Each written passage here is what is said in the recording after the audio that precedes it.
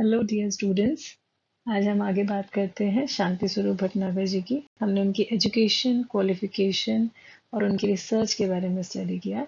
So till now we have studied about how where he was born, parents और उनकी basic जो starting phase था जिंदगी का, उसको कवर किया। अब उनका प्रोफेशनल जर्नी शुरू हो रहा था, उसके बारे में इस थर्ड लेसन में हमें डिस्कस करना है। मेनली अभी तक आपको क्या समझ आया है कि शांति स्वरूप भटनागर जी ने साइंस की एक तरह से पूजनीय था, वर्शिप था। जैसे हम अपने भगवान को मानते हैं, वैसे ही उन्होंने साइंस को ही भगवान माना। उनकी लाइफ हमें क्या बताती है? उनकी लाइफ हमें सिखाती है कि अपनी कैपेबिलिटीज पे हमेशा विश्वास करके काम करना है, और उन्होंने जो भी काम किया वो खुद के लिए नहीं, मतलब अपना स्वार्थी होके अपने लिए नहीं, but for the betterment of society. तो उनकी लाइफ पूरी तरह से साइंस के लिए डेडिकेटेड थी। साइंटिस्ट, एजुकेशनिस्ट, हमने पहले 2 लेसन में समझा कि वो किस तरीके से थे। बेटर विजन था, सोसाइटी की बेटरमेंट के लिए ही वर्क फॉर इट। और उनका मेन कंट्रीब्यूशन आपने याद रखना है, फंडामेंटल जो basic chemistry and applied research work, कि कहाँ कहाँ उस रिसर्च को अप्लाई कर सकते हैं, उससे applied research and in chemistry उनका कंट्रीब्यूशन सिग्निफिकेंटली साइंस की इस ब्रांच के लिए रहा। As an inspiring university teacher उन्होंने अपनी ज़िंदगी के 19 ईयर्स बनारस हिंदू यूनिवर्सिटी और पंजाब यूनिवर्सिटी को दिए। तो इसमें यहाँ पर आपको बनारस हिंदू यूनिवर्सिटी में उनकी एंट्री कैसे हुई, एक इन्होंने इंस्टांस आपको बुक में मिलता है। उसमें बताया है कि जो वाइस चांसलर थे उस टाइम पे बनारस हिंदू यूनिवर्सिटी के प्रोफेसर पंडित वाइस चांसलर मदन मोहन मालवीय, तो उनको अपने केमिस्ट्री डिपार्टमेंट के लिए कोई प्रोफेसर को था जो कैपेबल हो इतना और वहाँ पर वर्कआउट करे। उस टाइम पे आपको याद है, अमेरिका जाते जाते वो लंदन में ही उन्होंने अपनी, इंग्लैंड में ही अपनी स्टडीज़ की। तो उस टाइम पे भटनागर जी वहीं पर थे। तो मालवीय, पंडित मदन मोहन मालवीय जी ने 3 मेन साइंटिस्ट को कंसिडर किया। कौन कौन से नाम याद रखने हैं? Chandrashekhar Venkata Raman, you know that. Acharya Jagadish Basu, Chandra Basu आपको याद है, आपने इन साइंटिस्ट के बारे में पहले भी पढ़ा है। और तीसरे थे आचार्य प्रफुल्ल चंद्र। तो इन तीनों को वाइस चांसलर जी ने भेजा, कि लेटर भेजा कि मुझे अपने केमिस्ट्री डिपार्टमेंट के लिए कोई अच्छा सा चाहिए जो मेरे डिपार्टमेंट को संभाल सके केमिस्ट्री के। तो तीनों ने यूनानिमसली, तीनों ने मिलकर, वो भी तीनों उस टाइम पे इंग्लैंड में थे, तो उन तीनों ने डिसाइड किया कि यूनानिमसली, मतलब तीनों का एक ही मत था कि हाँ जी, शांति स्वरूप भटनागर जी को ही chemistry department Banaras Hindu university में पढ़ाने के लिए मिलना चाहिए। तो उसी टाइम पर पहले ही थे पोइट अच्छे, तो उन्होंने कुल गीत जो यूनिवर्सिटी का सॉन्ग था वो किया। And he extended his financial help to deserving student. अपनी ही पॉकेट मनी से, अपने ही पैसों से वहाँ पढ़ाते थे, फिर भी उन्होंने वहाँ पे पढ़ने वाले स्टूडेंट्स की फाइनेंशियल हेल्प उस टाइम पे की। सो उन्होंने वहाँ पर फिजियोकेमिकल रिसर्च स्कूल स्टार्ट किया उस टाइम पे, which was appreciated by the vice chancellor. Then he also created a active school of physiochemical research. तो create करना और वहाँ पे development करना, and his main research which was conducted over there was on colloids, geochemistry and photochemistry.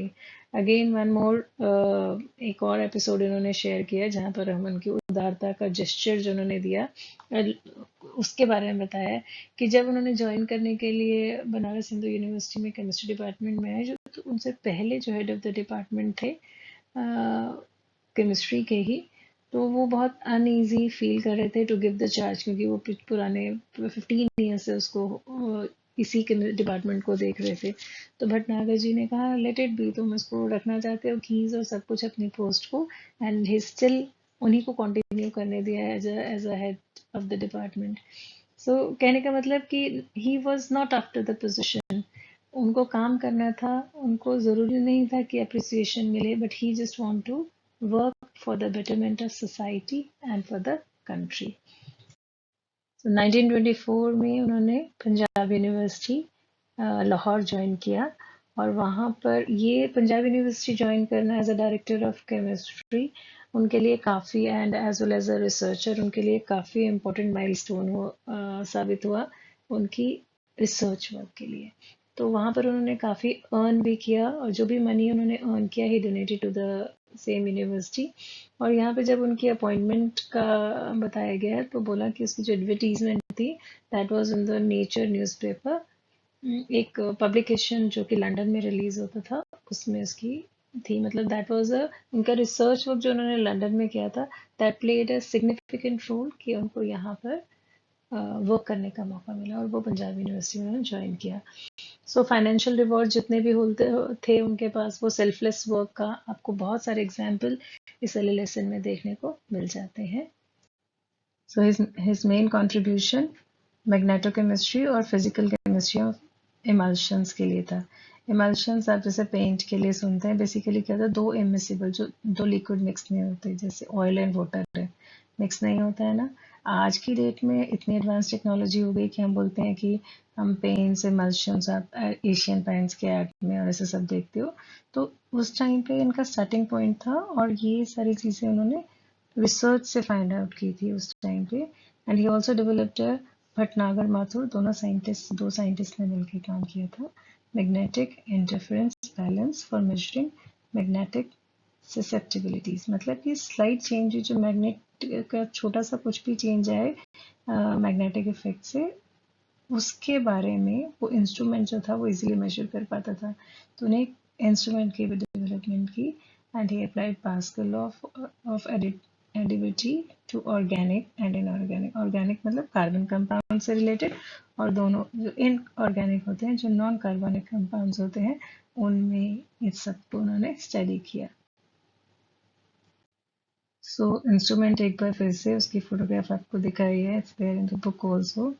तो this is a Bhatnagar Mathur invention, उन्हीं का student था, हिज के एन माथुर के साथ किया। और अब मैं चाहती हूँ कि आप इससे बारे में रिलेटेड थोड़ा और आगे पढ़ना चाहें, तो पेज नंबर 27 to 31, 26-27 बुक के इन पेजेस को डिटेल में पढ़ लो, क्योंकि इसमें बहुत सारा रिसर्च वर्क किया बताया गया है। And if I start telling you तो वो बहुत लंबा हो जाएगा। इट्स बेटर कि आप 27 to 31 पेज के बीच में उसको रीड कर लेंगे। सो मेन रिसर्च वर्क उनका किस किस पे हुआ? गैस मास्क, लुब्रिकेंट्स, प्रिजर्वेटिव्स हो गया, पेट्रोलियम रिसर्च। मेन टेक्निक क्या था कि जो ड्रिलिंग की प्रोसेस थी उसको इम्प्रूव करने के लिए। और मैंने आपको बताया कि ऑयल कंपनीज की इसमें एग्जांपल्स दिए हैं, 3-4 ऑयल कंपनीज के, जिन्होंने जिनकी प्रॉब्लम्स जो थी वो उन्होंने सॉल्व की थी। इसी तरह से कोई ना कोई आपको मतलब एग्जाम्पल मिल जाएंगे, इसलिए आई एम सेइंग कि आप 27 से 31 पेज को एक बार थोरो रीडिंग जरूर दे दीजिए। जैसे टाटा ऑयल मिल्स है मुंबई का, जेके मिल्स कानपुर, इन्होंने एग्जाम्पल दिए हैं आपको कि उन्होंने सबको कैसे हेल्प किया, कि कैसे बैगेज को हम फूड केक में केटल के लिए उसको कन्वर्ट कर सकते हैं। सो इन अ वे कि इम्प्रूवमेंट, बेटरमेंट के लिए एट दैट टाइम उन्होंने इसके ऊपर काफ़ी सारा काम किया। सो एक बार फिर कह रही हूँ कि आप इसको एक बार पढ़ लेना बुक में से, फ्रॉम पेज नंबर 27, 26 to 31, इतना कर लीजिए। थोड़े से एग्जाम्पल नटशेल में बताने की कोशिश की है कि कहाँ कहाँ उन्होंने अप्लाइड साइंस का रिसर्च वर्क किया। Varnish for gas mask, lubricating oil for ball bearings. You know lubrication का क्या होता है कि जब हम बोलते हैं ना फ्रिक्शन को रिड्यूस करने के लिए, वो। Then petroleum preservatives for wood, जैसे हम वार्निश पॉलिश आज करते हैं उसमें। Fuels for vegetable oil, heat insulating cotton cloth and water resistant and waterproof fabric. तो ये थोड़ा सा आपको एग्जाम्पल्स मैंने अलग अलग लिए हैं, आप इनसे रिलेटेड उनका वर्क है। अगेन सेइंग आप फिर भी पढ़ लीजिए एक बार बुक से 27 to 31 पेज। हमने उनका सेल्फलेसनेस उनके वर्क में कैसे देखा कि फाइनेंशियल गेन की बजाय जो पैसा मिलता था वो फंडिंग डिपार्टमेंट के लिए करते थे। जब उन्होंने बीएचयू में किया तब भी उन्होंने जो फॉर्मल था हेड ऑफ द डिपार्टमेंट उसी को कंटिन्यू करने दिया। So there are so many example which have been given in this lesson about his selflessness, his work. तो आपने इसको एक बार अच्छे से ध्यान से टॉपिक को कंसिडर कर लेना है। मेन उनका कंट्रीब्यूशन हमारे लिए यही बार बार शो कर रहा है कि he work for society as well as science. S S Shanti Swarup science and society, S S. So major takeaways from his life: large heartedness, बहुत ज़्यादा मानवता और सोसाइटी, सेल्फलेसनेस वर्क, ये सारे उनके जो कैरेक्टर, उनका जो व्यक्तित्व के बारे में हम दर्शाते थे, वो सारा आपने इसमें बताया गया है। इंस्पायर्ड फ्यूचर जनरेशन मींस आज का जो रिसर्च वर्क चल रहा है वो कहीं ना कहीं उन्हीं का इंस्पायर किया हुआ, उन्हीं से इंस्पायर होके पढ़ रहे हैं। आप भी तो इसीलिए इंस्पायर्ड फील कर रहे हैं ना। तो कई हम कहते हैं कि लाइफ किसी की हमें पॉजिटिविटी दे रही है, मोटिवेट कर रही है, तो we should try to grab, inculcate, imbibe maximum from that. ठीक है। So these are the major takeaways from his life. He acted as a torchbearer and show the path further कि research work में कैसे कैसे करके काम हो सकता है. His contribution is to science and industry. उस टाइम पे इंडस्ट्रियल एवोल्यूशन रिवॉल्व हो रहा था, तो उस चीज़ की बेटरमेंट के लिए ही रियली वर्क, जो भी प्रॉब्लम्स लेके इंडस्ट्री से रिलेटेड आती थी, he try to solve them with one another. आप बोलोगे बार बार यही पेजेस बोल रहे हैं, तो just go through it once. And he's an example of a dedication, both for the knowledge as well as society. I hope you all are giving mock test. ध्यान से test भी देना है, and all the best for your exam. This is end of lesson number 3 for now.